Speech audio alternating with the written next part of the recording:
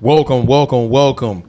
We back at it again. Come on, man. Can't keep us up. Back in BR, man. On LSU's campus, right? We're going to call this one, like we call the other ones that we had on the podcast from LSU, The Path with Ahmad Breaux. Mr. Go Bro himself. Yeah, I like the sound of that. Go bro, man. I like the sound of that. We might have to get some shirts made that see that. Yeah. My people are already working on it. I like it. I'm Wow. gonna support you and make sure I get me a shirt. Oh yeah. For sure. I'm your co-host, Jeremiah Gray, aka G-Sportz. Got Jacob Verdon right here. And we got a special guest in the building, man. My dude, Ahmad Breaux, D-tackle for the LSU Tigers. Ahmad, man, we appreciate you coming on the podcast, dog. I know this time of the year, man, y'all preparing, getting your body right. You know, you got the PRP practices. Mentally, you getting ready for the season. And I don't take for granted when y'all take the time out, man, to come on the podcast and fellowship with us. So I appreciate that, bro. Man, no problem, man. It's a pleasure. For sure. We always like to start the podcast off talking about your journey. Man, take us back to growing up in Monroe, and when did you fall in love with the game of football, and how has the game of football got you to where you at today? Man, you know it's crazy. I'm from all over the place, bro. Come I on. ain't gonna lie, man. I ain't start off in Ruston. Okay. Like Monroe, so I was born in Lafayette. That's why you got a 337 area code. No? Yeah. I was born in Gotcha. I was wondering it. Yeah, like my whole family, they from Lafayette. So lived in Lafayette for like 5 years, and then I moved up to Arkansas. I moved up to Fayetteville. With Razorbacks. Arkansas, yeah. Yeah. So with you was an my Arkansas fan growing up? I ain't gonna lie, I was for like a cool Oh, year, bro. I ain't gonna lie, bro. when Durham and Fatton, Yeah, Felix Jones? Yeah, Oh, yeah, they was bro. good around that that was time. tough, bro. And yeah, like around that time, I lived up there. Man, it was nice. But something happened. Me and my mom had to move back. We actually moved up there with my uncle. Like, you know what I'm saying, get more help and everything. You know, between us. But man, it was a nice city. So we ended up having to move back to Lafayette. I stayed up there till I was like 10 years old. Gotcha. Then me and my mom, we hit a rough patch, especially her, like, you know, financially. So I had to go live with my pops in North Carolina. Okay, what part? Durham. Durham, with Duke at? Yeah, what that Gotcha. is it. I was committed there for Yeah, I remember. Yeah, I remember. Makes sense now. yeah. So I lived up there for a year. Then I decided I wanted to move back with my mama. Mm-hmm. So at the time, she was traveling for her job. Mm-hmm. So she happened to be in Ruston.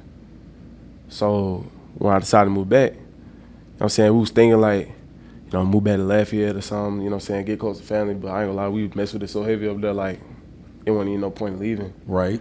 That we felt like. So I stayed there for like a year. Mm-hmm. Then I had to go back to North Carolina for like the same reason, like the next year after the 7th grade ended. Gotcha. And then I stayed up there till the end of my 9th grade year, and like I feel like around like 8th grade time, Mm-hmm. like that's when I really started like falling in love with football, taking it serious, because I realized like I could go places with this. Mhm. Like then like what I was doing, because you know like I wasn't really a sports kid, bro. I play 5 instruments, bro. Come on. What ones? Yeah, I play saxophone, bassoon, guitar, drums, and like I dabble in some piano, bro. That's my Okay. worst one though. Where you develop that love from?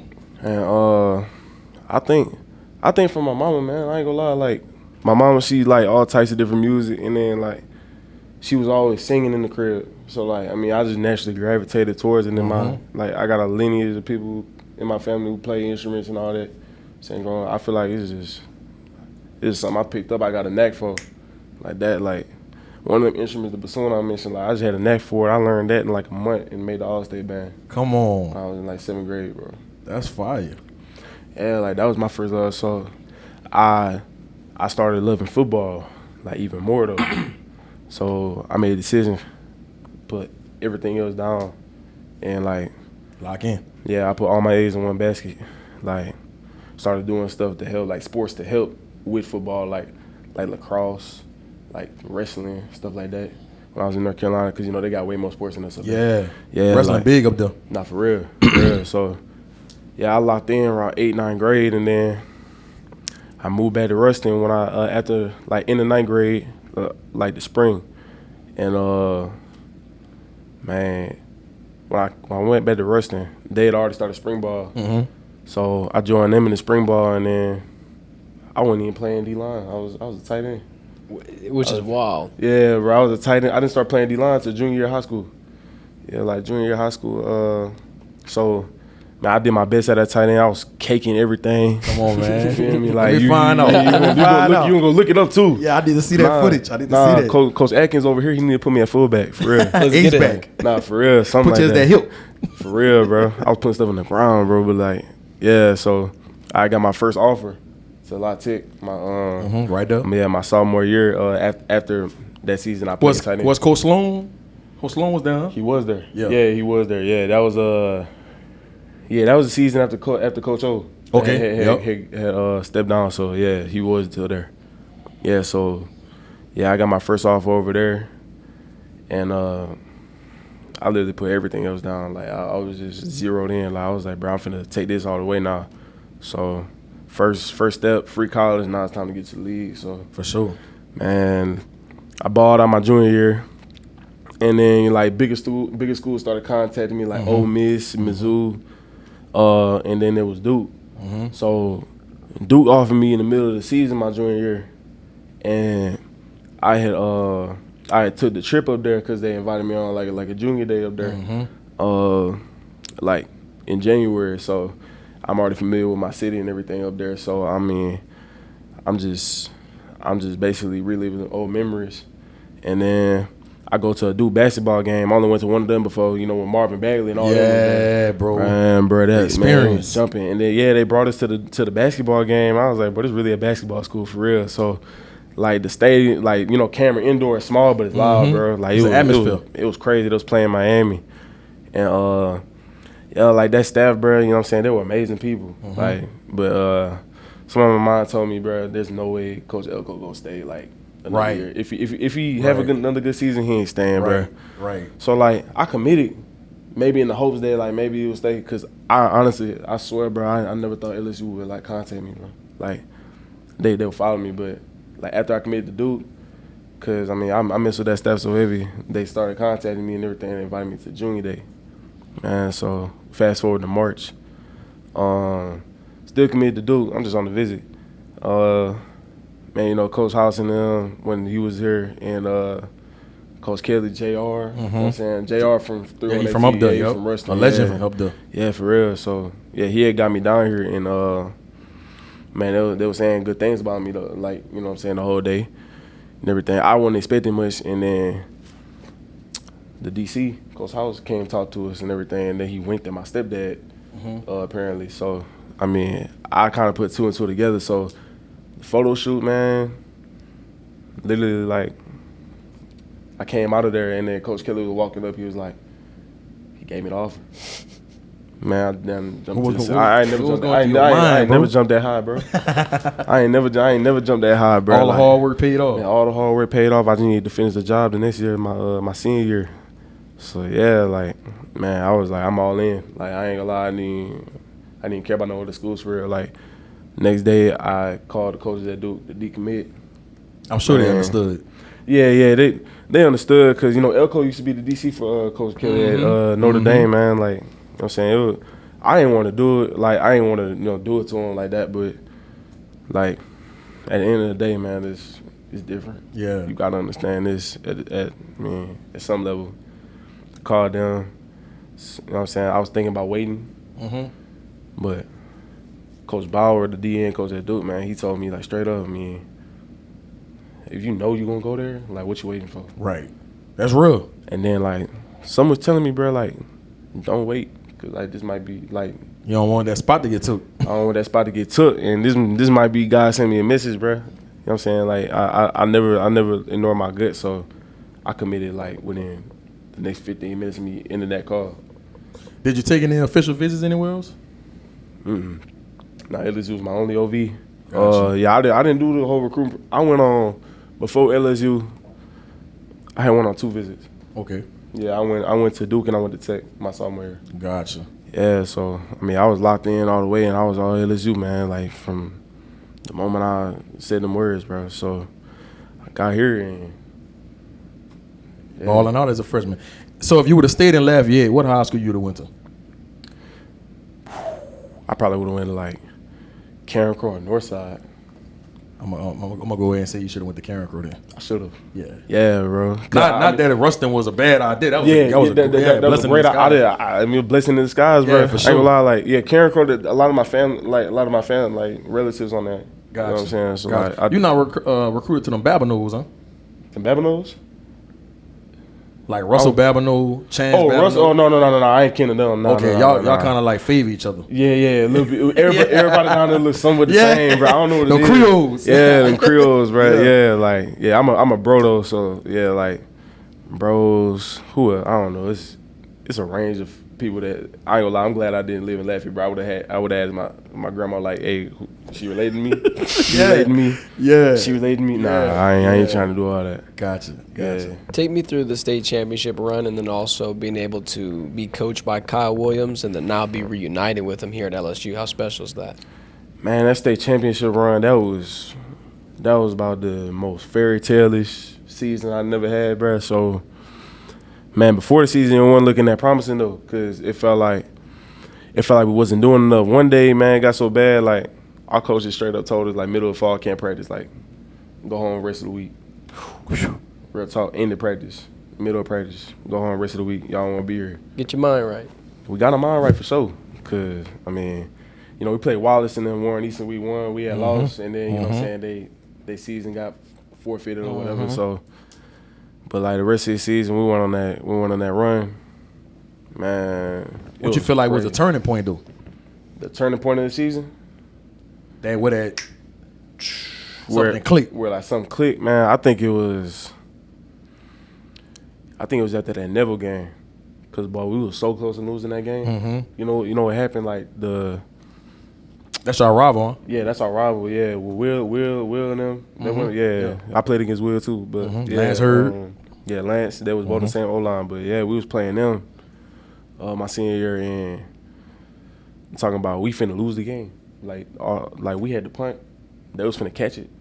And all they would have to do was take two knees, and then we would have lost. But dude muffed the punt. Right. He muffed the punt, then we recovered it, and then we just started hammering it in, running down the clock. So like after that, like we won, like I think we won by like a point, like a touchdown or something, like a couple points. Yeah. So after that, bro, I ain't gonna lie, we had a conversation. We was like, I mean, we kind of shooting ourselves in the foot. So in this game, we just went on a streak of like whooping folks, bro. Like except for Westgate, we almost lost to them too in the playoffs. But yeah, like we just went on a streak, and then I mean in the dome, man, like y'all put on a show in that dome. Put on a show in that dome, bro.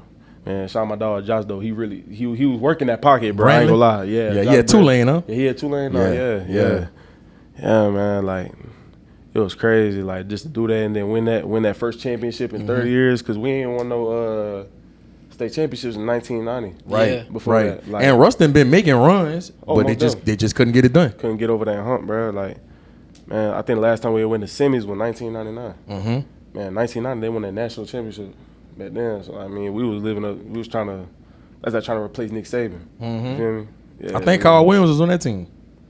On the 99 team.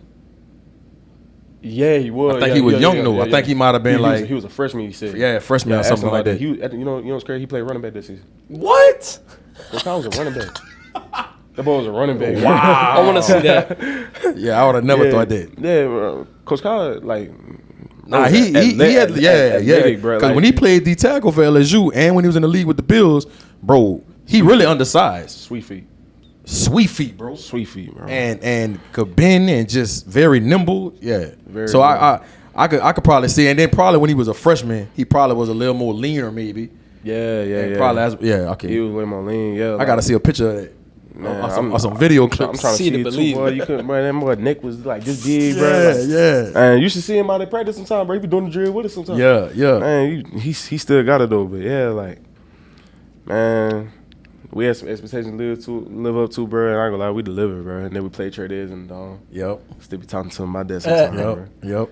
I covered that game. Yeah, man. Man, talk about what is it up there in Monroe, especially at Ruston High School, bro. Y'all been putting out some top tier athletes over the last decade. Like it's guys coming out there year after year after year that's going to play on the next level. And even in basketball, y'all got some really good athletes. What is it about Ruston in that area that y'all producing so many high quality players? Man, Ruston is probably the most unique community in like this whole state, bro. I'm gonna keep it a buck because this is why. Because everybody great who come from there, eventually they end up going back. You feel me? Like it's such a good place to like raise your kids and all that. So they keep on coming back, and all these legends having kids. You feel me? All these athletes having kids coming back, and then we the only school in the whole. We the only like public high school in the whole parish. Okay. Yeah, okay. we the only public high school. So I mean, all the kids are influxing there, and like, you know what I'm saying? They playing ball, and Y'all must got a good rec program down there. Rec program? Yeah. Yep. RPOR. You know what I'm saying? Like, And that's a big part of it. People don't understand. Like when you got a lot of athletes coming out of an area, I always say the rec program or the middle school programs must be really good. Now you know what our system is like. This whole city collaborated, high school, middle school, like literally, you run the same plays since you like 6 years old. Cheat code. So like I mean, by the time you get to high school, it's like I've been doing this. So like I mean, that's really like why what I'm saying we consistent year in year out. For and sure. then like you got freakazoids like Ma Hudson. Ooh. Man. First round pick. First round pick, Yes. bro. You know what I'm saying? Like shout out him though, like dudes like that, Aiden Anden, bro. Aiden Anden was definitely one of my favorite players in this past class Real talk. because I thought he was somebody that was kind of flying under the radar. For some reason, man, I gravitate toward them diamond in the roughs. You know what I'm saying? Yeah, bro. I don't wait for other people to see how good somebody is. I watch them. I watch their film. And especially when I saw him in person, that's when I really stamped him. And I said it on our show a couple times. I was like, Aiden Anden, one of the DBs in this class that nobody talking about. That boy ain't start playing football till junior high school. Which is wild. Well, because he was a hooper. He was a hooper. And And he was doing track. he was doing track. Bro, you know how, I'm going to tell you when I really stamped him. I remember telling Frank Wilson this. Shout out to Coach Frank. I covered the top 20. Who they played in the state championship and lost? Central. No, not down. The year before. Destringham. No. Basketball. I'm talking about basketball. basketball? Basketball. Who We they got Ponchatoula, I think. Ponchatoula. They lost to Ponchatoula. So I'm watching the game. I already knew about him from football. And he was picking this guy up 94 feet. Like as soon as they take the ball off, he was on him. And I saw how good his feet was, his lateral movement, his speed, and then he was a bucket. It's a DB. I was like, hey, I remember calling Coach Frank. I said, Coach Frank, Aiden Anden is like that. I said, I already knew he was good in football.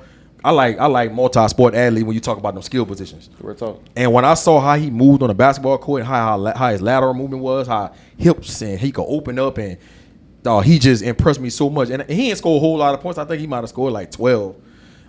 But that's what really made me gravitate toward him after I saw that, how he moved on the basketball court. Oh yeah, man, bro. Aiden always like he was one of those kids growing up. Like you knew he was just gonna be like athletic, bro.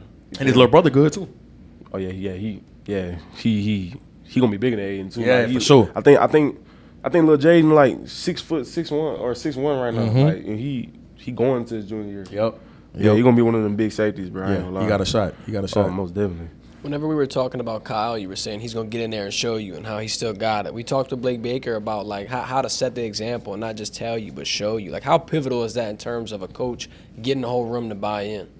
Man, it really means a lot. Like, you know what I'm saying, when a coach like can do the stuff that you can do and like get you to buy in to what he's saying, like, you know what I'm saying, you got to be able to make kids like believe in you, you know what I'm saying, and then like make them want to play for you. That's the most important part.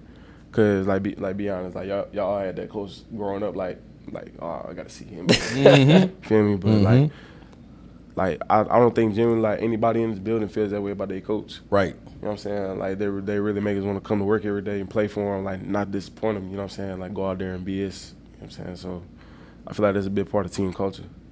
Man, they build that. Yeah, I want to talk to you about this because I think this is something that more kids need to be more open-minded to. You was a edge in high school. Most definitely. And, I thought when you was coming in that you was going to be an edge. I did too. Well, you get moved to D tackle and have to gain weight. Yeah. And it was different for you, bro. Yeah. Talk about being open-minded to that and gaining weight and just how you flourished and trusted what your coaches wanted you to do? Man, you see, at first I wasn't receptive to it. Like, back in high school, Coach Kyle told me, you going to play inside in college, they're going to move you. I didn't believe him. I thought he was just playing. Because I was gaining weight. I just thought I was like, okay, I mean, I'm getting old or something, gaining weight. That boy straight said, nah, you playing inside. I didn't believe him. So I got here and then went through that spring. I was like, yeah, nah, I'm going inside, bro. I could just tell. Because, like, they was trying me at 3 tech and pass rush sometimes and all that. Like, they was cracking the fat jokes in the building. So, like, I mean, I was just like, I'm going to just go ahead and go ask Coach Kelly, like, you know what I'm saying, what the plan is. Yeah. You know what I'm saying? Like, he said the whole plan the whole time was to move me inside. They just didn't think I would be receptive to it. Right. So, like, they didn't tell me. So, like, I took it upon myself. Like, I was like, I'll do it. Like, right now. Like, it would have been easier to start in January gaining all that weight because I was losing because at that time I was like 230-something. So I had to gain it faster than I probably needed to. But he was like getting 280-ish range and straight. So when I tell you, like, I was 5,000 calories a day. A lot of protein. A lot of protein. A lot of carbs. A lot of carbs. Yeah. Like, now that Whataburger order, bro, I wasn't playing, bro. Like, I was not playing. Like, You just had some cheese fries. That's what I'm saying. like I told you, I ordered 3 large fries and a sweet and spicy bacon burger. Like every time, like I was doing that like every day for a while, bro. And like it worked. So like I mean, yeah, like I went through hell that summer and I was training like crazy, and made through that fall camp. And I mean, I just learned like that if you open and stuff like that. And people are telling you, you know what I'm saying, like, this is what you'll be best at, you probably want to look from the outside looking in and be like, you know what I'm saying, bro, like, I can make bank. You know what I'm saying, doing this. Because, I mean, everybody else see the vision. Like, I would say to whoever, like, isn't receptive to it now, I feel like, bro, like, you need to let go of your pride. Yeah. You know what I'm saying? Because that's the biggest killer, bro, is pride. Like, nah, like, I want to do this. I don't want to do it. Nah, bro, you gonna make money. Yeah. Cause I probably wouldn't have been at LSU if I didn't switch. For real. Real talk. Like they probably would have put me in that. You know what I'm saying? So, I mean, that was the best business decision I could have made in my whole life, man. Man, I think that said a lot about you, Ahmad, because like you say, a lot of kids have too much pride or they not comfortable being uncomfortable. Right. And I think that's a big part of it, right? You've been used to doing something, so you're afraid to change.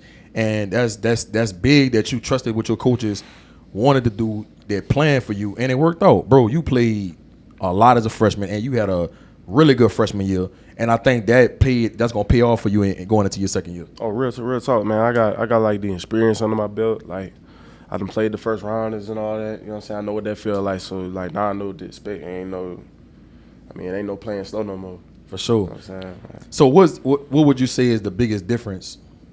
Of course, I know, but just for the people that's watching, what would you say the biggest difference is playing edge when you're going against them tackles versus playing in the middle when you're going against them guards and them centers?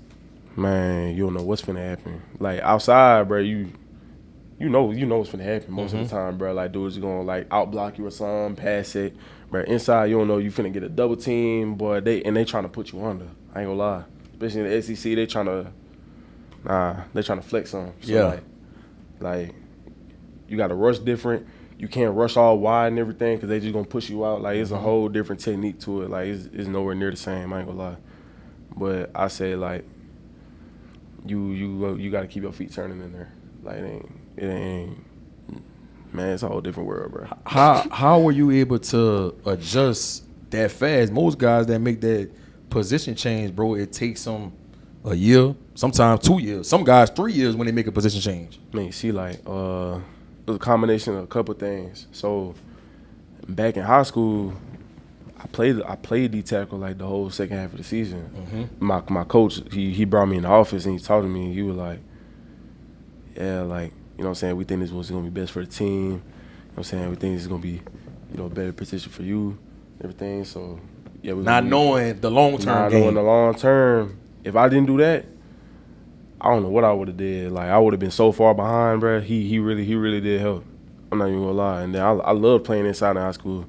And Coach Bo, like he was real good in teaching me, you know, his technique. I would say, like, cause that's like a pro style, like, you know what I'm saying. Like a lot of teams play that style of defense, where it's like, you know, playing blocks and everything, playing scoops, all that. So I mean, that experience, you know, and his teaching, that really helped me in the long run. I learned it fast. Like, I was working overtime, playing blocks and all that. You know what I'm saying, hitting that sled, like working on my power. Like, I mean, that was my life for the whole summer. Your hands. Yeah, my hands and everything. Pass rushing got better since last year, so staying tuned for that. Come on. Yeah, like, I mean, it's just I had good teachers. Yeah, I had a good mind. You know what I'm saying? I stayed on this field. For sure. Did you ever have moments where you thought, like, all right, maybe I can't make this switch, or were you fully confident the whole entire time? I ain't gonna lie, I was fully confident. The only thing I was concerned of was the weight, because I wanted to get to like 285. But gaining that last 5 pounds, man, I was finna throw up some days. I was like, bro, you know what I'm saying? I'm gonna stay like 275, bro. Right. But I was like, nah, let me not do that, cause I gotta go against some gorillas this season. So, and I don't have my technique fully packed down. So like, I mean, when you combine less weight with less technique, man, you finna get mollywopped. So yeah, I just stayed the course. I never, not once that I think I couldn't make the switch, but I'm saying the physical part of it, that's what I thought to myself. I feel like we were talking about earlier, you playing instruments and being well-versed in all those different aspects, that helps you process that information quickly. And that I feel like that was a testament to you and your ability to be able to understand schemes, concepts, and that's why you had that successful year in year one. Yeah. How do you think you're going to build off of that? Because I feel like in this league, we always talk about experience is the best teacher. There's nothing that can supplement that, and you got it. So how confident does that make you feel for year two? Man, it makes me confident. I ain't gonna lie. I mean, because I know what they expect from these linemen in this league, and I know what they expect from the linemen outside the league. You know what I'm saying? Like, it's like second nature now. Like, I'm not going out into practice. Like, last year I was a freshman. You know what I'm saying? I'm seeing these big silverbacks walk up to the line. I mean, I ain't scared no more. You know what I'm saying? I'm having fun now. I feel like I'm back in high school. Right. You know what I'm saying? So like, I'm free out there. I'm having fun again. I want to talk about your mentality when we think back on your recruiting class. You were somebody that when you look on social media, you look on 3, 24/7 Sports, Rivals, whatever. Ahmad Breaux, even though you was committed and you signed with LSU, your name wasn't one of the names they was bringing up. Nah. But it seemed like you didn't let that affect you as you got ready to come into college. And truth be told, you was probably one of the most impactful freshmen on LSU team. Right. Did that give you a chip on your shoulder, knowing that people kind of wasn't talking about you for your recruiting class? All day. Yeah, it still do. Like, being a part of that class, I was outshined by a few people, you know what I'm saying, stars-wise and everything, like coverage and all that. But, I mean, at the end of the day, I knew who I was. I mean, I had that mentality, like, my whole life, like, excuse my French, like, can't fuck with me. Yep. You know what I'm saying? So, like, I kept that going into college. I'm like, I don't care how many stars nobody got. I'm finna get on this field. So, like, they gonna cover me in the media while, you know what I'm saying, I'm walking across getting my jersey. Or, like, I'm walking across getting that Nagurski award or something like that. Like, I'm saying I'm gonna make mine. So, for sure. I ain't finna let nobody else tell me, you know what I'm saying, how good I am. I know what I could do. Where that mentality come from? I know you talked about your dad living in North Carolina and you and your mom moved around. And Yeah. who do you contribute? I know your mama did, but is there anybody else that played a part into your thought process and having that mindset of, man, I believe in myself and I don't care what nobody else see. I can do anything I put my mind to. I feel like it was my mom, man. I ain't gonna lie. Like, I feel like, and my dad too, cause you know what I'm saying, he had that fire in him. Like, he got that competitive spirit. That's where I get it from. Like, that nobody can like get on my level, bro. Like, he been telling me that my whole life. Like, whenever you step across from somebody, whenever you step from that boy, like, he can't do nothing with you. I don't care how big he is. You Right. feel me? Right. I mean, I ain't the biggest one in the bunch. You feel me? I'm like 280. You know what I'm saying? Like, I'm going against 360-pound grown men, but like I'm not scared. I ain't never been. You know what I'm saying? Then my mama, like, I mean, she raised me to be independent, to think for myself. That was the biggest thing. She always spoke life into me, you know what I'm saying? Like, words of encouragement and all that, no matter what I chose to do. Like, she never faulted me. Like, she never called me nothing for, like, want to do the music and all that. And, you know what I'm saying, whatever hobby I had, she always supported everything I had. So I ain't never been discouraged to do nothing. Because a lot of time, and I ask you that, a lot of time, especially in this generation, when kids growing up in a single-parent home with just a mama, they be spoiled, they feel entitled, they be babyfied. You seem like the total opposite of that. Man, like, I really do credit it to my mama. Like, she was raised rough too. You know what I'm saying? She grew up off the thruway. You know what I'm saying? Off the Evangeline thruway, bro. Like, she grew up rough. I know what you talking about. Yeah, like, that's what Northgate at, huh? Yeah, that's what Northgate. Yeah, over there. Like, there's the trenches over there, boy. Yeah, boy. She grew up like bad, bro. You know what I'm saying? Her and her 7 siblings. You know, like, ooh, you know what I'm saying? Lord. Like, yeah, well, yeah, six siblings. Yeah, 7 including her. 7 including her. Yeah, Right. Like, grew up rough, and then she started out. Bro, my mama grew up like in it's a little town called Ridge, Louisiana, outside of Lafayette, and then like, man, she lived with animals, bro. Like, her and her brother, her and my uncle Quinn, they lived in a trailer with my grandma. Like, it was so bad. Like, you know what I'm saying? Life was hard for them. I'm saying they live with animals, bro. Damn. They went to sleep with animals. So that's where you get the riding the horses from? Yeah, like, you know what I'm saying? Like, riding horses, that was from my grandpa. Okay. You know what I'm saying? Because he had a stable, and then, you know what I'm saying, he had a big black horse, bro. Like, yeah, I was just riding him growing up until, you know what I'm saying, I moved away. Then I went to college, and then he got old, so he had to give him away. But yeah, like, that's really where I get it from. And like, yeah, my mama grew up rough, so like, she ain't the average single mother, you feel me? She the type, like, I did it, so you could do it too. You know what I'm saying? Like, I did. She was gonna find a way no matter what. She was gonna find a way, and she did it. So like, I mean, she living good now. So I mean, she told me like my whole life. I mean, like, you gotta go out and get what you want, cause I mean, when nobody coming to save me, so ain't nobody gonna come to save you. I ain't finna save you. Right. So yeah, you finna learn about his life. You know what I'm saying? I'ma help you, but you gonna learn this on your own. I think that's a big reason why your mentality the way it is, bro, and it's a testament to your mom, cause man, this generation, bro, you see so many kids come up super talented, got the measurables, got it all, as far as physically, but they don't have it up here. That's and I could tell you were the total opposite of what you see in this generation. Yeah, man, it's you gotta appreciate your blessings, bro. You know what I'm saying? Like, when you get put in this position, like, you ain't get it by accident. You know what I'm saying? So I'm like, be confident in yourself. Don't think that you never belong somewhere. You feel me? Like, I feel like that's a big reason why a lot of people don't succeed. They feel like they get discouraged when they realize, you know, they're not that dude no more that they was, and you know, back home. They get here, they be like, man, I probably don't belong here. I do. So, and shout out to your moms, man. Mom's the real MVP. Yeah, real talk. Building off of that, Coach Kelly made a comment talking about how you were one of the most game day ready freshmen. Like, did you feel that? And also, did you have any welcome to the SEC moments where you're like, all right, man, I'm here. This is real now. Man, I need to tell you about it. Hold on, I'm gonna do the yeah. So yeah, I did feel game ready.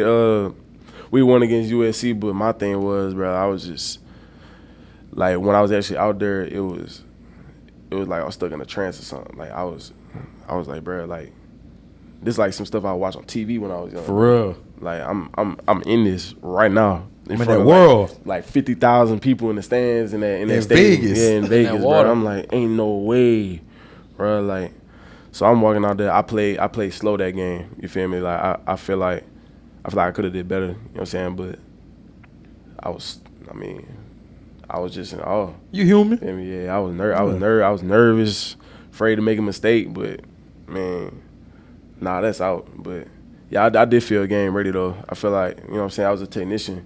I am a technician still, but I mean, that's what really put me far ahead, and I study film a lot. You know what I'm saying? I was like religiously, that, you know what I'm saying, leading up to that game. But yeah, and welcome to the SEC moment. Boy, when was that? That was it ain't come till Alabama. It was raining that game. It was raining that game, and I was in a 3 technique in the red zone. They was coming in, and I'm talking about it's Caden Proctor. You know how big he is? Boy, 6'9", like 380. Yeah. Then we got Tyler Booker. Boy, just got drafted first round to the Cowboys, and he like 6'5", 350. I'm in the 3 technique. Why I gotta take a double team from this? So I'm talking about I'm trying to drop a knee or something, like, you know what I'm saying, like get my grounding, but I barely did. So like I'm like this. Like I'm talking about I look like I'm doing like a yoga pose or something. Right. Like, you feel me? Like trying to stay up. And I just ain't feel like so like violated in my life, bro. Like I ain't gonna lie, like just like cause that wasn't the only time that happened that game. I was like, bro, ain't no way. And then they go dap you up after and tell you did a good job. Like, nah, bro. You took one for the team. Nah, bro, ain't no way, man. It's like after that I was like, well, that's what I asked for. Yeah. So if you come to SEC, this is what you asked for. So I feel like some of those like moments, especially in the inside D line, they don't get appreciated enough. You know, everybody want to look at the stat sheet. Everybody want to look at sacks, tackles. Just talk about that and just like how in the trenches sometimes you gotta get down and dirty and you don't feel appreciated. Yeah, like we keep it real. Like, you know, interior we don't get as many sacks as the edge or anything, but we free up some stuff for them. for sure. Yeah, exactly. Like, And the most mics. definitely. Yeah. All of them. Like, you know what I'm saying? A lot of plays are, you know what I'm saying, they based off our sacrifice. Yep. So like, and then people got to realize, like, bro, getting sacks inside, really in the SEC in general, like, that's hard, bro. Like, that's a hard job. Like, you got to be different to do that. Like, you really got to work. You really got to work at this. And ain't like you just run the hoop or something. Like, you know what I'm saying, do a rip move and then you got to say, nah. You got to work. Because a lot of times y'all taking on double teams. It's 40% of the offensive line, dog. Directed straight at you. For real. And then, like, then you got to think, like, we in the SEC, we in the top leagues of the league. Like, every one of them got a draft pick or 2 or 3 on their O-line. So it's like, bro, this ain't no easy task. So I mean, just bear with us, bro. Like, appreciate this something. Like look at us, bro. Right. It's a down and dirty job. You got to be kind of like twisted in the head to play this position, bro. I ain't gonna lie. Did you ever have somebody that played D-line that you kind of looked up to, that you kind of modeled your game after, you know, like either in high school or even now, like, man, he's somebody I think that I could replicate? Man, it was a couple. I watched Coach Kyle, of course. For sure. And then Jalen Carter. I was like, boy, Lord, he's violent. We built similar. I want to play like him, and I hope I play like him.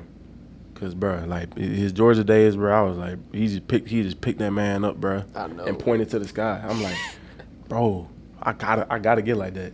See, I was watching film on him for forever. Yeah, And he doing it in the league. He doing it in the league? Cause I was one of the people that said, yeah, he gonna be good in the league, but he ain't gonna just be handling them like that in the league. Shit. Now he got a ring. Dude, he is handling grown men like that. He's handling grown men. Yes. Just like that. And then, like, I wanted to study Aaron Donald. I mean, that's generational. For sure. I hope I get to that level. If I don't, though, I ain't even gonna be mad though, cause like, I mean, like, that's a generational first step for get off strength, all that. Like, but he's a smaller D lineman though, so I wanted to see what he was doing that I could, like, you know what I'm saying, replicate. And he's another one that was under recruited coming out of high school. Wasn't really talked about. Yeah, I think Pitt was like his only offer or something like that. I think he might have had like 2. Yeah, like 2 offers or something. Yeah, like, telling you, it's really diamonds in the rough out there. So I mean, if you a kid out there that feel like you underrated, I mean, keep on going, bro. They can't tell you nothing. Let me ask you this, man. In the NIL era, a lot of people feel that kids getting paid all this money that is taken away from the main thing. Right. You somebody that I know, of course, you want to be compensated. You should, you know, and y'all deserve it. But how do you keep the main thing, and when that alarm clock go off at 5:45 to make sure you at workouts or the PRP practices, to be on time and make sure you're one of the first ones in the building to get your work done? How do you stay internally motivated in this generation, man, in this era? Because at the end of the day, it's a couple goals in mind that you got to think of. It's like, first, you love this sport first. You ain't love the money. You know what I'm saying? Like, you was playing this sport because you like playing it. So, like, you got to bring that little kid back in you, bro. Like, when you start to, like, think, like, you know what I'm saying, I made it. I got all this money. You know what I'm saying? There's more money I've never seen in my life. No, it ain't. Because get what? The second thing you got to think about, the cap space in college right now like 20-something mil. Mm-hmm. But that's 7% of the NFL salary cap. Like, we ain't getting nothing compared to what you could get, and that's generational wealth. Like, this ain't generational. This pocket change compared to what we're gonna get. It's still a lot though. Yeah. You know what I'm saying? We can go take care of our people back home and everything. Mm-hmm. We know have some financial freedom. You know what I'm saying? Like, get some of this revenue, like, you know what I'm saying? Like, because we bring the crowd, you feel me? So that's good, but nah, you can't get immersed in all that. So you gotta come to work every day. You know what I'm saying? Like, you still like not getting paid. You feel me? You think your upbringing and what you saw your mom go through has you with that type of mindset? Most definitely. I mean, cause like, no matter, one thing I say about my mama, like, whether she was singing or like she was, you know what I'm saying, she was going to work. I mean, she always loved what she did. So I'm like, man, I ain't finna do nothing if I don't love doing it. I'm gonna continue loving this, son, but I mean, like, money ain't gonna change that. Right. Cause like, and then you gotta think at the end of the day, man, like you gonna get paid in the NFL too. So like, what you gonna do? You just gonna start slacking in too? I mean, you in the big league now, bro. Like, you can't stop then. Like, that's the work just begun. For sure. So it's like, man, don't. Yeah, my mama definitely taught me, like, you know what I'm saying, love what you do, and if you don't love it, stop doing it. What do you think's the biggest lesson you learned so far about yourself as an athlete and just as a human in general during your time here at LSU? Man, what do I say? I say that as a man, for sure, I definitely learned, like, nobody, like, this is the first, like, real example, like, real life adult example, like, nobody coming to save you. Right. Nobody coming to save you in life, bro. Like, you gotta do this alone, like, whether you like it or not, because everybody else got their stuff to worry about too. So I mean, nobody finna hold your hand through nothing. That's what I would say. Like, coaches, your teammates. How are you handling everything at this level? Like, we always talk about the rise of social media. Of course, that comes with scrutiny. That comes with a bunch of noise and external distractions. How do you eliminate that and focus on being an athlete, being a student, getting the academic honor roll, things like that, that balance? And how I do it, at the end of the day, like, if I see something negative about me on the net or something like that, or like, you know what I'm saying, like the media blowing up about us or something, I remind myself, bro, I'm human too. Mm-hmm. So I mean, I'm finna walk my walk and do my thing, cause at the end of the day, I ain't chasing nothing by myself. So I live in my truth, and then top of it, I mean, I'm playing the sport I love. So I mean, at the end of the day, you can't tell me about what I'm doing. For sure. I feel like, so, cause I know what I'm doing. I know what I'm doing wrong. So I'ma correct it if need be. Like, I ain't finna listen to no bad criticism or negative criticism for real. That don't get to me. It's a support system. We like to talk about that a lot too. Whoever you got around you, I feel like instills that into you and keeps you grounded and keeps you focused throughout this entire journey. Cause hey, it gets confusing, bro. Oh yeah, yeah. My mom actually a big part of that. I ain't gonna lie. Like, if she sees something negative about me, she gonna flash. Like, she gonna flash. Like, she be flashing for me though. Like, she don't. Yeah. Like, I don't get involved in all that. Like, I'll just see it on my feed and I'll just like, right. Keep on scrolling. For sure. Yeah, For sure. bro, she be going off. Talk about how important it is to take care of your body. I think that is a lost art with athletes.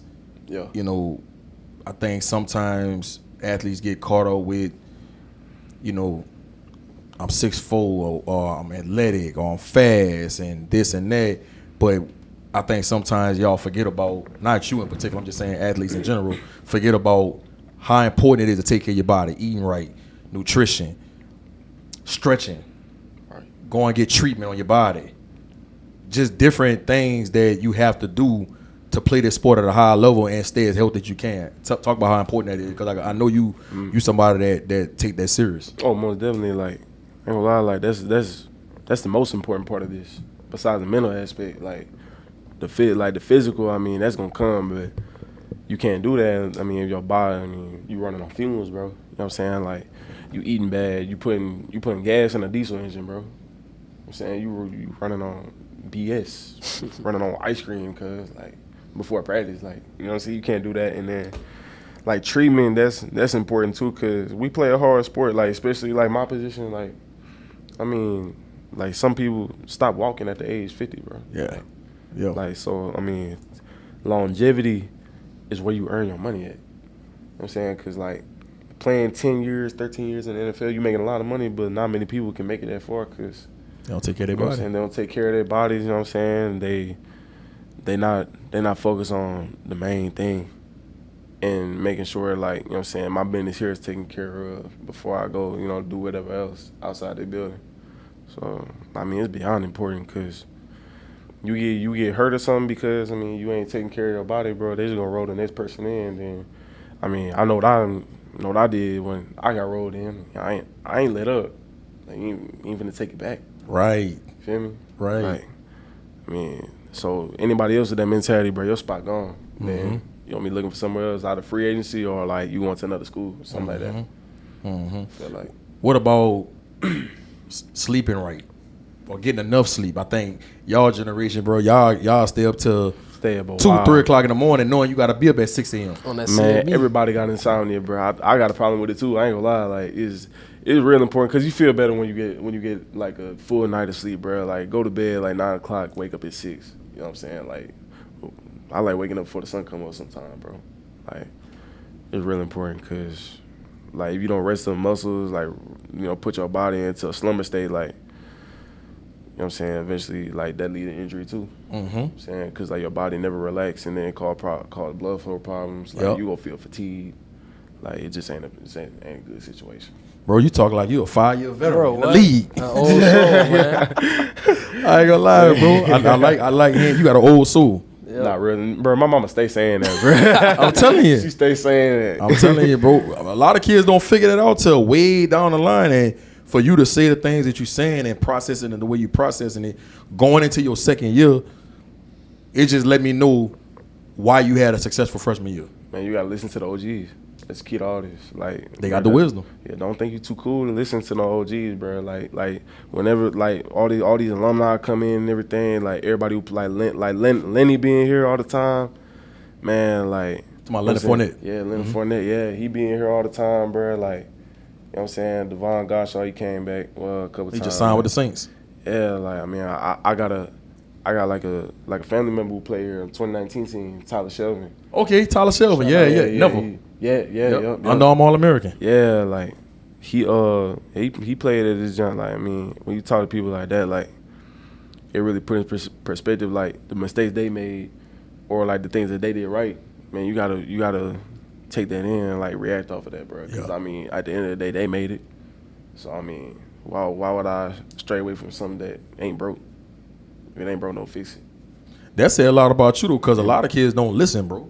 That's the problem nowadays. They act like they listening. That's what I'm saying. But they not really listening. Like, bro, like even growing up in the neighborhood, like, I mean, like, nowadays, bro, like, they don't listen to no OGs no more, bro. That's the whole problem in the community now, bro.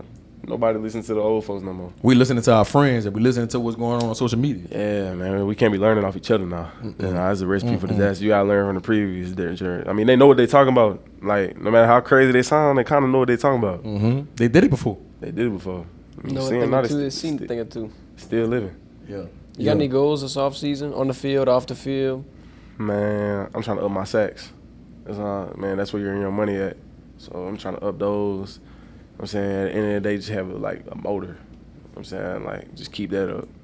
That's a big part of like making it. I think for your position though, of course, like if your sack total is high, it's a big deal, especially at D tackle. But quarterback hurries and TFLs, I think that's what really make you your money. Oh, my God. Right? Because that's a stat people don't pay attention to. Quarterback hurries. Yeah, I might have not got that sack, but I made him get rid of the ball fast, and Mansour Delane picked it off, and now we got turnover on downs. But we don't know that Ahmad Breaux just beat that double team. You know what I'm saying? You feel me? Yeah, and not a quarterback getting the ball out faster than he wanted to mess the timing of the play up, and now Mansour could break on it and get the pick, but he get all the glory. But people like me, when I'm watching the game, you see that Ahmad Breaux the one made this play. You know bro. who else see that?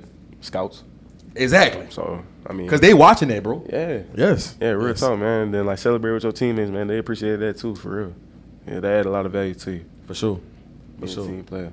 I'm interested about this season the most in terms of like how there's a lot of pieces being added into the mix, but how do you kind of plant your stake in the ground and be like, nah, I'm here. I'm still gonna be able to produce.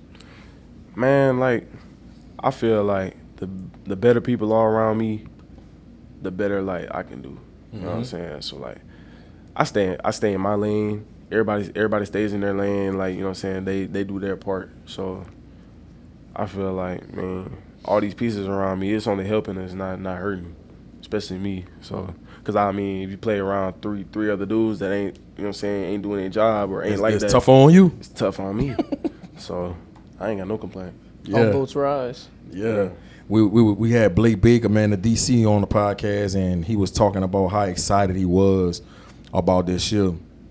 Just from a standpoint of, and he talked about you and Dom, how much experience y'all got as true freshmen, and Gabe Rutherford and PJ Woodland. Like, y'all had a lot of freshmen play last year, bro. Yeah. Also, adding those pieces from the portal, Patrick Payton, Pye Byrne, Jamari Butler, Wooden, Mansour Delane, Jamari Jackson,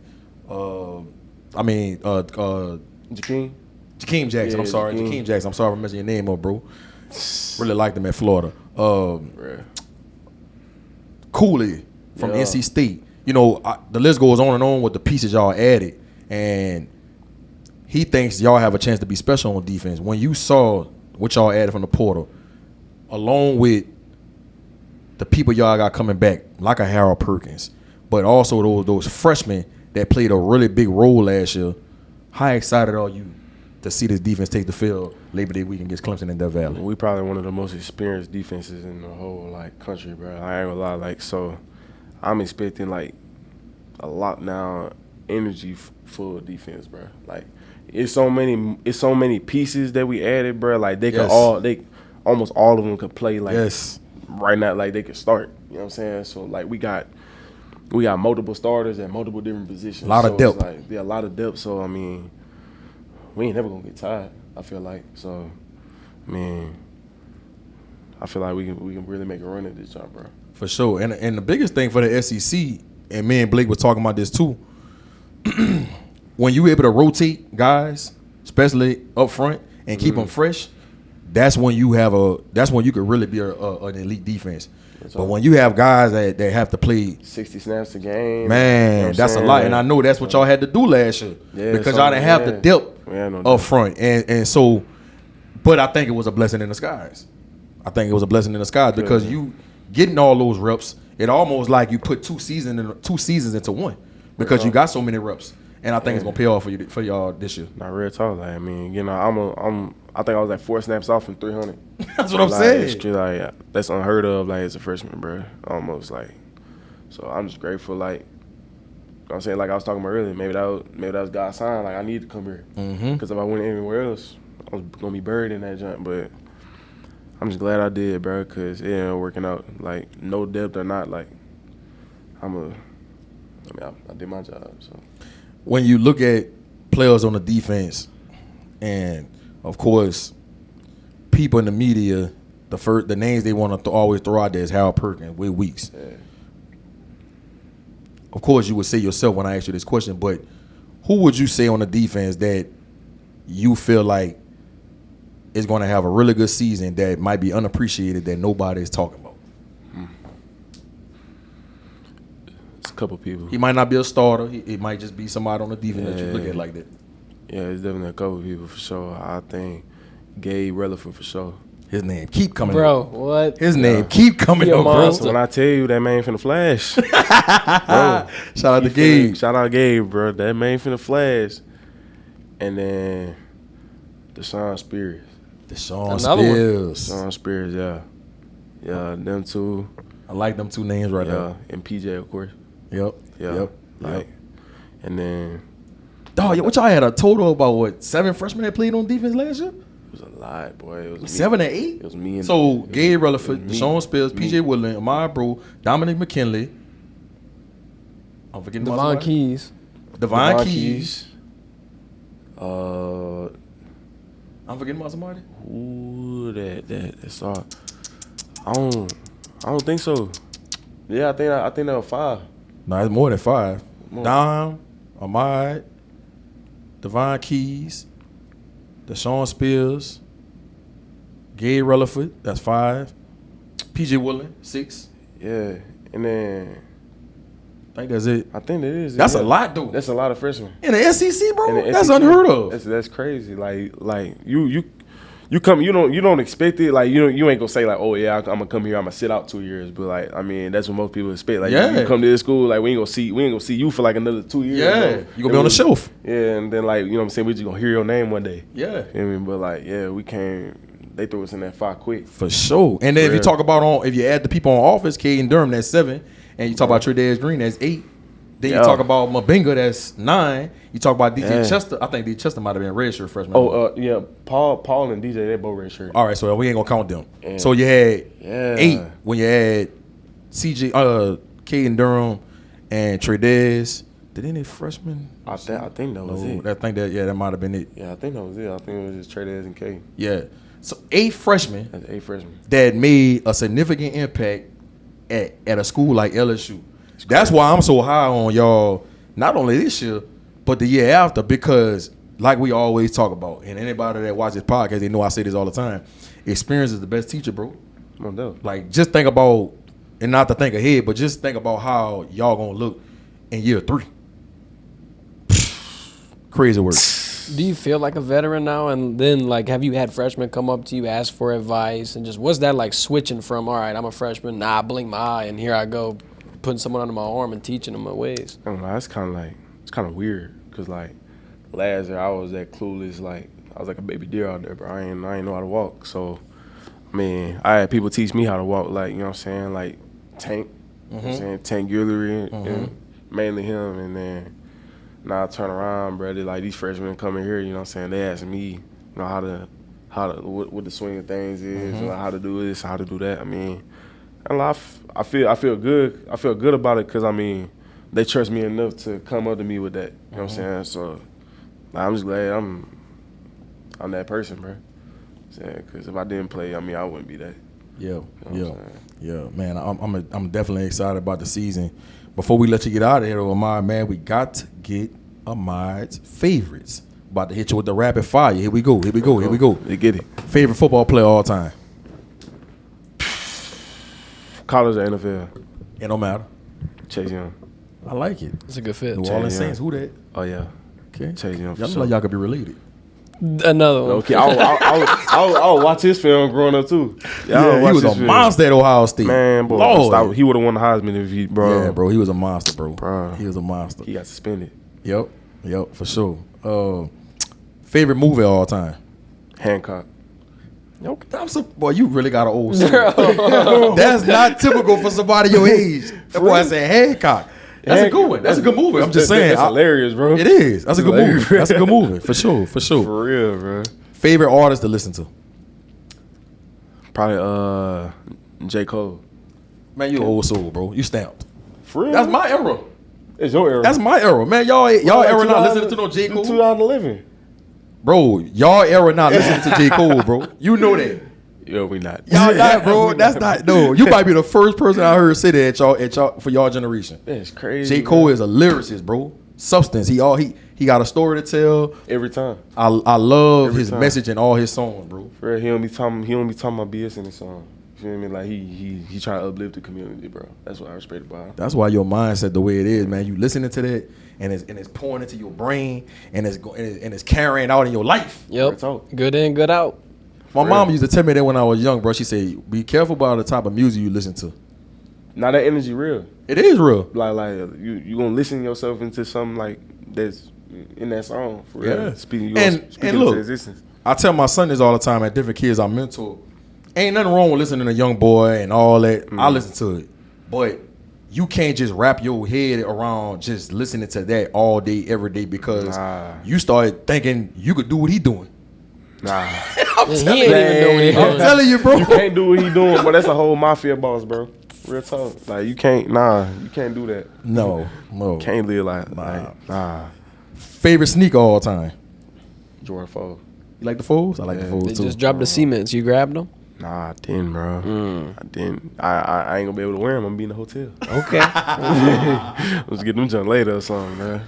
Favorite meal to eat? Crawfish etouffee. Yeah. My pops made some gas, bro. For real? Yeah. It's all about that root now. His root good? It's seasoned? Oh yeah, it got the butter in it. I don't know. You in North Carolina, man. I don't know. Man, nah, you know he from Laffy though. Okay, all right. I know that. All right, you gotta put that out there. Yeah, he from there. gotta put that went out. straight from Como, bro. Yeah, they could man, they shut Como down. I know. They shut Como down, That's bro. crazy, That's bro. crazy, huh? That's crazy. They said they about to use the football field for rec games. That's what they want to do with the high school.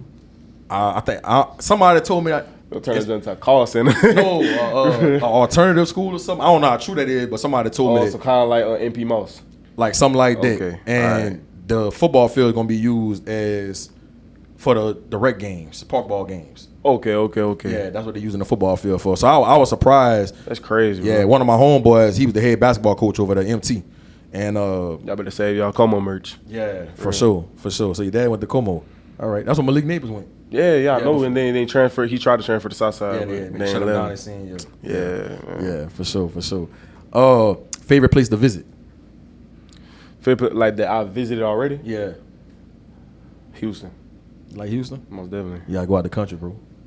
I went out of country. when I was young with my grandma. We took a cruise, man. We went to Belize. That's probably the best place I've been to all the time, bro. Belize for sure. When you, Like, it was beautiful. as a man, go to Cabo. Cabo? What's in Cabo?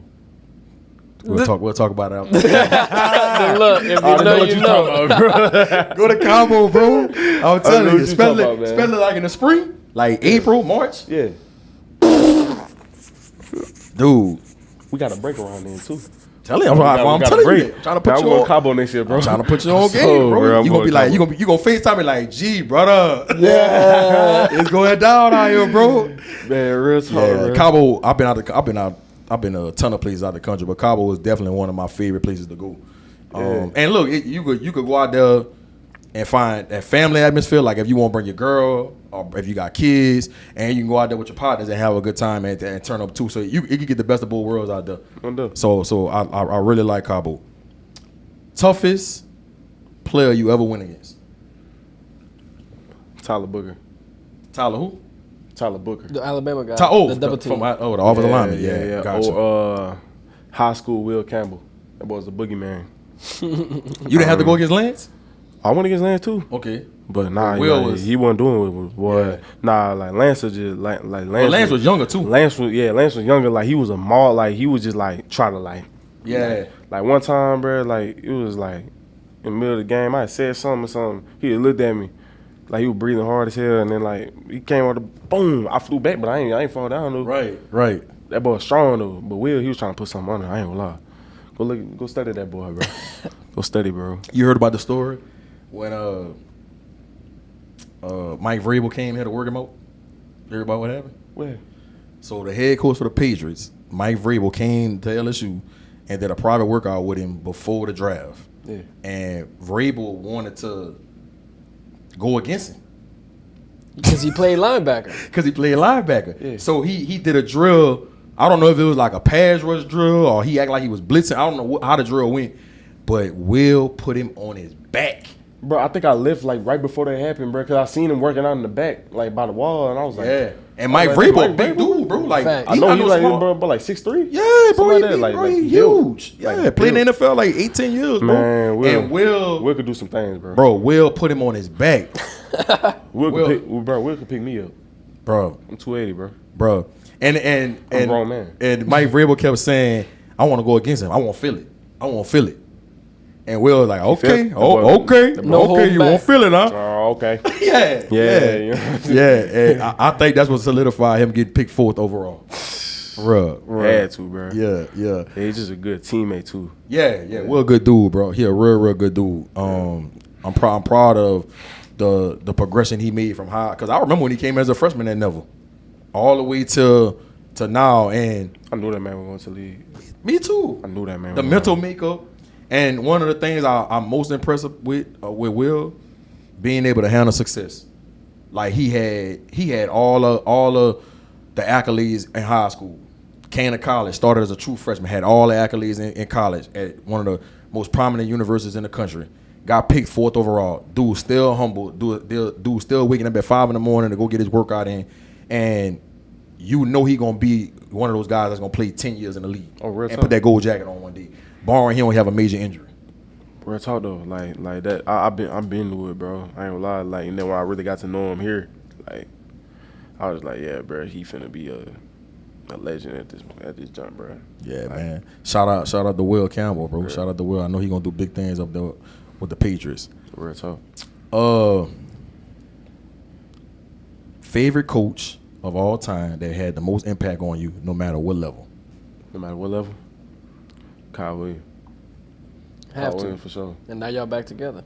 Yeah. Reunited. No, better together. Yeah, like, I mean, that boy straight seen me walk in the facility, like, new to the high school, like, finna get him in a red jersey. That's what the defense were. Mm-hmm. Yeah, and then, like, I mean, he believed in all of us growing up. You know what I'm saying? Me and my partner Jordan Guidry. You know what I'm saying? Jaden Mayfield. Mm-hmm. Everybody who came out of wrestling, everybody who's still there right now, I mean, he believed in us all. Like, he believed we could all do it. Like, he didn't believe nothing was too hard. You know what I'm saying? So, like, he was that fuel. He was the light of that team. For sure. So, if you wasn't playing football, what would Ahmad Breaux be doing with his life? boy, I'd be like a producer or something. Like, yeah. I'd probably be in New York at Juilliard or something. At Juilliard. For School of Art. Yeah, School of Art. Like, a School of Art, or like I miss baseball. I like baseball. I used to be really good at baseball. Yeah, like I quit. You ain't play at wrestling, though, huh? Nah, I ain't play at wrestling. Nah. Okay. I was already fully into football by then. Yeah. I had stopped in what it was, 6th grade. Okay. Yeah, I stopped in 6th grade. But yeah, like my love for music still run deep. So I mean, I definitely be doing that, something with that. Favorite instrument? Favorite instrument? Man, guitar is so versatile. So like, even though it's not my best one, I feel like it's my favorite though, because I mean it's challenging, but at the same time, like when you learn how to play it, it's just a beautiful. For sure. Yeah, like you can play anything on it. But saxophone, that's my baby. It was my first. So yeah. I love the melody of a saxophone. What? For real. Man, the next time you do I'm gonna speak it into existence, man. The next time you get a NIL deal and you do some type of photo shoot, man, you gotta have an instrument in that picture. I still got my saxophone. Man, you gotta have it in the picture. And I got my guitar. You gotta have it in the picture, bro. I might got You gotta add that, bro. I might got to, bro. So they can know that. They can know that other side of my bro. Real talk. Yeah. I want to add this question too. Talking about the other side. Talk about your love for computers, building computers, PCs. We talked about it a little bit before the show, but dive into that. I always been a curious kid, so like my mom would get mad at me, bro. I'd like break up old phones and like try to get the motherboard out and stuff. Like I was You was the jailbreaker. Yeah, I was just into stuff like that. You know what I'm saying? So like, I mean, building a PC, I always learn stuff real quick. So I mean, I just learned how to do it, and then like, I mean, instead of spending like, I did math in my head. Everybody know math. Like, I mean, instead of spending all that money, like, get somebody else to do it, like, why not just do it on my own for like way cheaper? You feel me? For sure.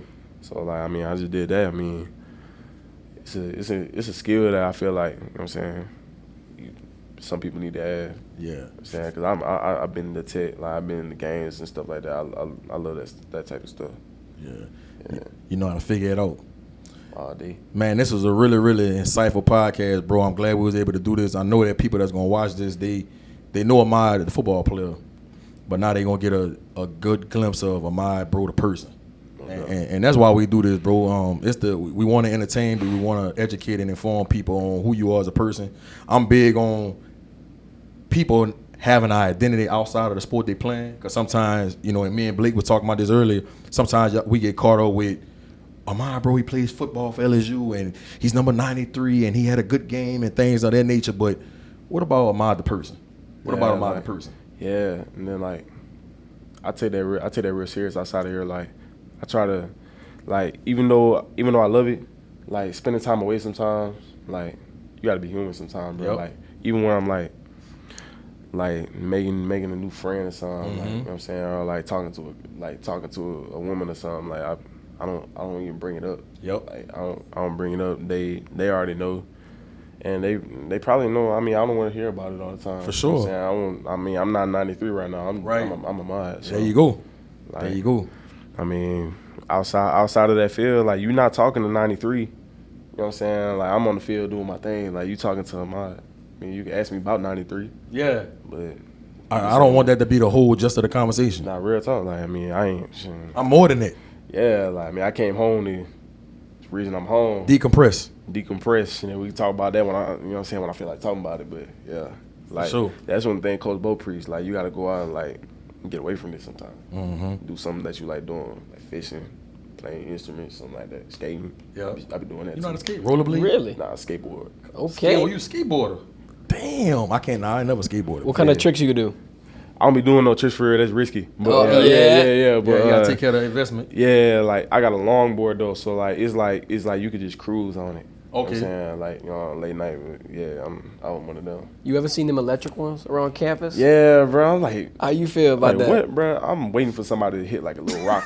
Bro, they going like I'm waiting 20. for somebody. I'm waiting for somebody to hit like a little rock on the road or something and just go flying, bro. Cause, bro, man, the scooter. That would be me. Scooter's already bad enough, bro. I got mine jacked. What? Bro? Somebody jacked my $900 scooter, bro. Damn. Like outside of Hines, I was literally in there for like 30 minutes. Bro. I came back. You had it on a chain or something? It got a code. Like you're not even supposed to. be able to- Oh, yeah, that's the one. Yeah, right. Yeah, it is. We need to get you a new scooter, man. We need an NIL deal. Yeah, man, we gotta hook my boy up. Hit Man. me up, Yoon. Come on. Come on. Last thing I do want to ask you, I wanted to ask you this early in the podcast. Give me your favorite Kyron Lacey moment last year. Bruh, dude was hilarious. Hold on, bro. Like, I really gotta think. I really gotta think about this, bro. I ain't gonna lie. It was definitely like we was playing Vanderbilt, I think. Mm-hmm. Bro, that trip out celebration you did where you did, Yeah. bro, that Yeah, was the so Buckeye. hard. Yeah. Bro, that was like the hardest celebration like all year, bro. I ain't gonna lie. And then of course the old Miss, bro, but then he caught, bro. Yeah. That was so tough, bro. Yeah. Dude was clip farming, bro. I ain't gonna lie. I miss my dog, bro. Yeah, bro. I miss my bro. dog. I had to ask you that. I know he told me one of his favorite things about being at LSU was, you know, when y'all used to do team at practice, especially during fall camp, how competitive he used to get in. Bro, be talking. He said y'all be talking like it wasn't like nothing that got personal, but it was just so competitive, and y'all used to be jaw jagging. Him and Blake told me him and Kyron used to be going at it All day. Yeah, he said bro. they used to turn him up. Yeah, bro. I miss the energy at practice for real. I was gonna miss it anyway, but nah, I really do. I ain't gonna lie. For sure. real, Don't play. man. Don't play. Not at all. Don't play. Yeah. Man, appreciate you, bro. I know I said it at the beginning of the podcast. Like I say, man, I don't take this for granted. Time is money, and for you to say, man, I'm gonna come fellowship with you boys and talk about ball, but not only ball, but me as a person and your journey. I don't take that lightly, dog. You got a really, really good head on your shoulders. Your mama did a phenomenal job. Shout out to Mom. She the real MVP. Mom and your Dukes. dad down there in Durham, North Carolina. Oh yeah. But good luck to you this season, man. Keep taking care of your body. You know, enjoy this little break before y'all get ready to go through fall camp. And I know the best is yet to come for you, bro. You know it. Watch me. Can't wait. I Watch can't me wait to work. watch you this season, bro. Watch me dance a little bit. The Path with Ahmad Breaux. We shutting the podcast down, man. It's your boy, Jeremiah Gray, a.k.a. G-Sportz. I'm signing out. Jacob Verder out of here. My bro. Special guest. Big man in the trenches. My bro out. You dig. Rustin, stand up. Let's get it.